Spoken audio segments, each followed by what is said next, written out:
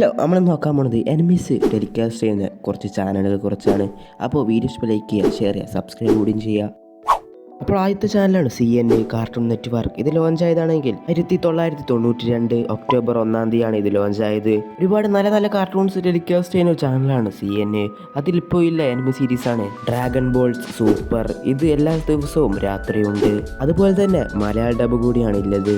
അടുത്ത enemy സീരീസാണ് one piece ആദ്യമായി telecast ചെയ്തതും CNN ആണെന്നാണ് എനിക്ക് തോന്നുന്നത്. അത് വർഷങ്ങൾക്ക് മുമ്പാണ്.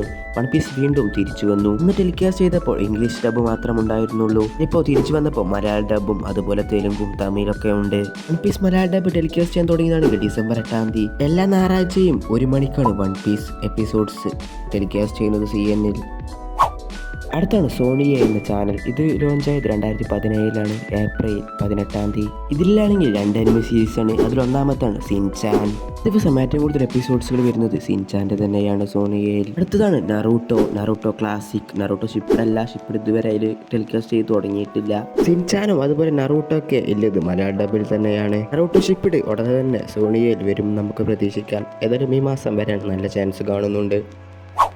അടുത്ത ചാനലാണ് എനിമി ലോക്കൽ. ഇത് ലോഞ്ച് ആയതാണ് 2024 ജൂൺ 1 ഇതിലാണെങ്കിൽ കുറേ എനിമീസ് ടെലികാസ്റ്റ് ചെയ്യുന്നുണ്ട്.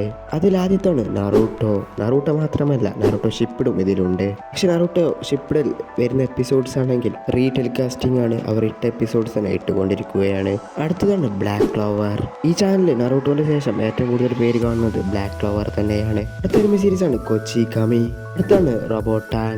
അതുപോലെ അടുത്ത സീരീസാണ് സെർജന്റ് കെറേറോ. അടുത്താണ് നെഞ്ച ബോയ് റാൻറ്റേറോ. ഇത്രയും എനിമി സീരീസാണ് എനിമി ലോക്കൽ എന്ന ചാനലിലുള്ളത്. ഇനി അടുത്ത ചാനലാണ് സൂപ്പർ അങ്കാമ. ഇത് ലോഞ്ച് ആയതാണെങ്കിൽ മാർച്ച് 1, 2022. ഇതിലുള്ളതാണെങ്കിൽ 2 എനിമി സീരീസാണ്. ഒന്നാമത്തത് പോക്കിമോൻ ആണെങ്കിൽ എല്ലാ സീസൺസും ഇതിൽ വരാറുണ്ട്. ഒരു ദിവസം ഏറ്റവും കൂടുതൽ എപ്പിസോഡ്സ് ടെലികാസ്റ്റ് ചെയ്യുന്നത് പോക്കിമോൻ്റെ തന്നെയാണ്.